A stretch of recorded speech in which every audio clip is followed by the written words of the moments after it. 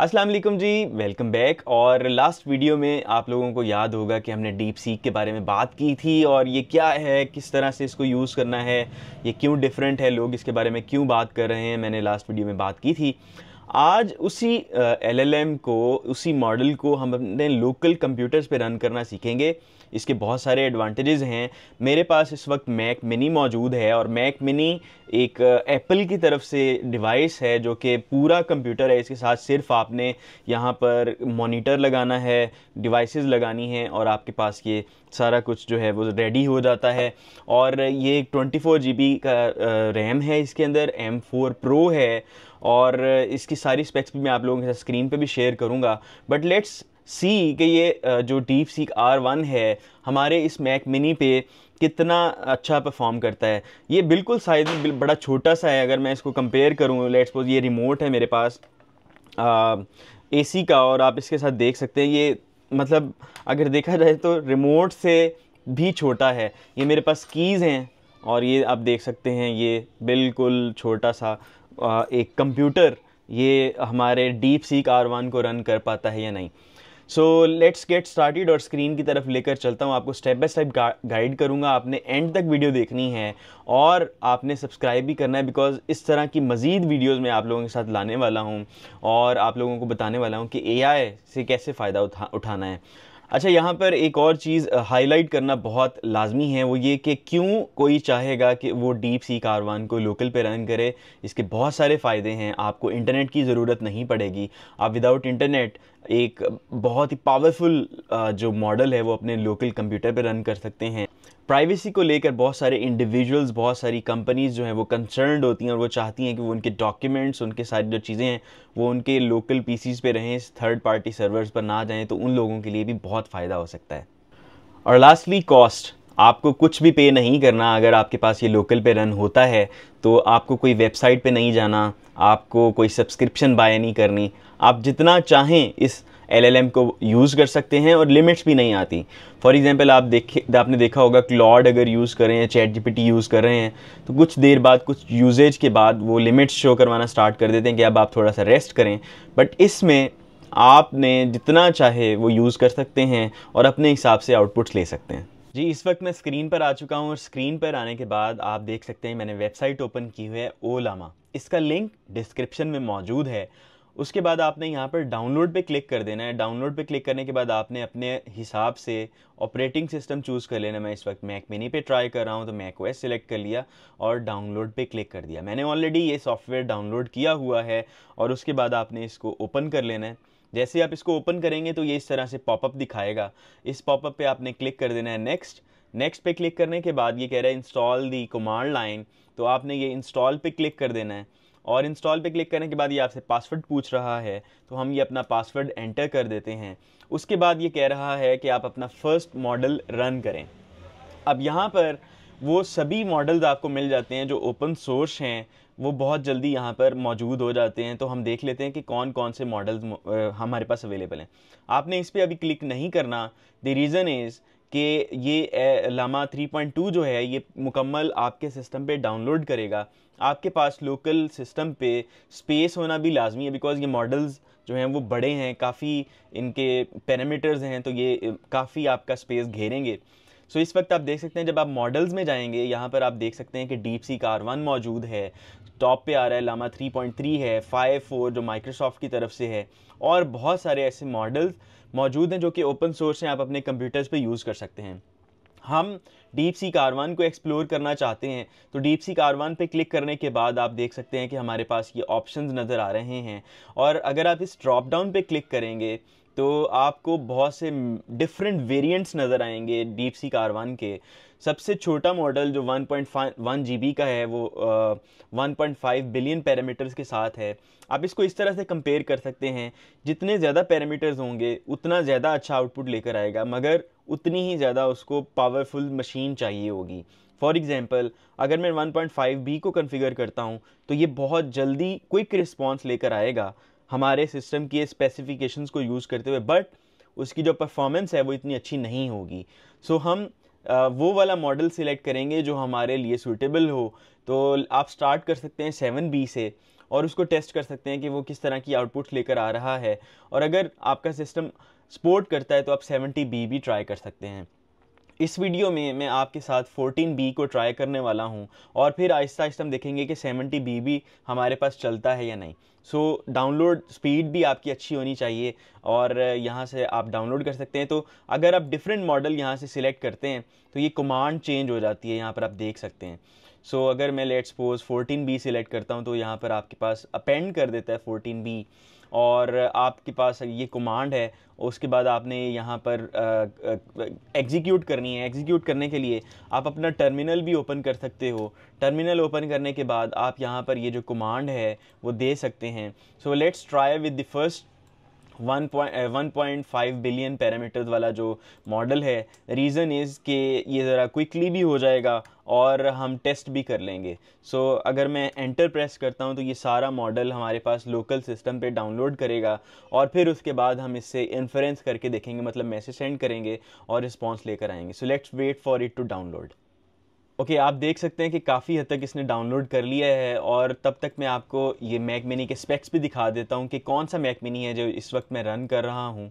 About Mac में जाता हूँ तो आप देख सकते हैं ये M4 Pro है, 24GB रैम है और ये एग्जैक्टली ये वाला जो कंप्यूटर आप देख रहे हैं यहाँ पर ये वाला है 1399, मतलब ऑलमोस्ट $1400। मैंने तकरीबन 5500 दिरहम पे किए थे इसको बाय करने के लिए दुबई में। और यहाँ पर आप देख सकते हैं कि ये 12 कोर CPU और 8 परफॉर्मेंस कोर्स हैं इसके। और आपकी जो GPU की पावर है ये डिफ़ाइन करेगी कि ये जो रिस्पॉन्सेज आते हैं हमारे पास लोकल LLM से वो कितनी स्पीड में आते हैं। 60 कोर GPU है और इसमें जो रैम है वो 24GB है और जो हार्ड डिस्क है वो 512GB है। ये वाले आप देख सकते हैं। और अगर आप इसको बाय पे जाएंगे तो यहाँ पर आपको मेरे ख्याल से मज़ीद डिटेल्स भी दिखाएगा कि आपने कौन सा मॉडल बाय करना है। आप यहाँ से सिलेक्ट भी कर सकते हैं। तो अगर आप लोगों ने best of the best performance लेनी है तो आप M4 Pro पे जाओगे, अगर आप मैक मिनी में ही जा रहे हो मौजूद है। सो अगर हम यहाँ पर देखें तो ये कम्प्लीटली डाउनलोड हो चुका है और डाउनलोड करने के बाद अगर हम इसको टेस्ट करना चाहते हैं तो यहाँ पर ये अभी इसको एग्जीक्यूट कर रहा है कुछ और फिर उसके बाद मेरा ख्याल है हम मैसेज कर सकेंगे। So let's see. और आप ये देख सकते हैं कि कह रहा है कि जी आप अपना मैसेज टाइप करें। सो यहाँ पर हम टाइप करते हैं hi how are you doing today. Oh, so speed आप चेक करें बहुत ही ज़्यादा फास्ट है और वो कह रहा है कि भाई hello I am just a virtual assistant. और यहाँ पर ये थिंक स्टेप्स आप देख सकते हैं, वैसे इस वक्त तो एम्प्टी थे। So tell me about Pakistan, what do you know about it.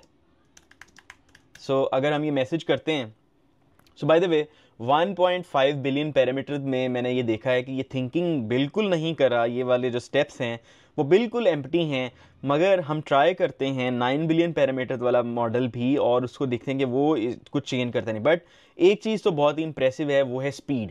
जी तो जनाब इस वक्त जो है वो 14 बिलियन पैरामीटर भी इंस्टॉल हो चुका है और 14 बिलियन पैरामीटर को यूज़ करने के लिए हम क्या करने लगे हैं कि कमांड रन करेंगे। अगेन 14 बिलियन पैरामीटर, सबसे पहले आपने ये वाला मॉडल सिलेक्ट कर लेना है और ये राइट साइड पे आपके पास कमांड आ रही है। कमांड लाइन में जाएंगे, ये कमांड को रन करेंगे और रन करने के बाद हमारे पास ये फ़ौरन से आपको कह रहा है कि जी अपना मैसेज बताओ ताकि मैं उसका रिस्पॉन्स लेकर आऊँ। तो हम अपना मैसेज यहाँ पर टाइप करते हैं हाय tell me the some of 2 + 5। बड़ा सिंपल सा क्वेश्चन करके देखते हैं और फिर उसके बाद थिंकिंग वाला कोई देखते हैं कि जी क्वेश्चन का आंसर कैसे लेकर आएगा। बट यहाँ पर आप देख सकते हैं कि इसने थिंक वाला जो सेक्शन है उसमें बाकायदा उसने वो थिंकिंग वाला प्रोसेस स्टार्ट किया और सोल्यूशन जो है ना वो आपके सामने प्रेजेंट कर रहा है।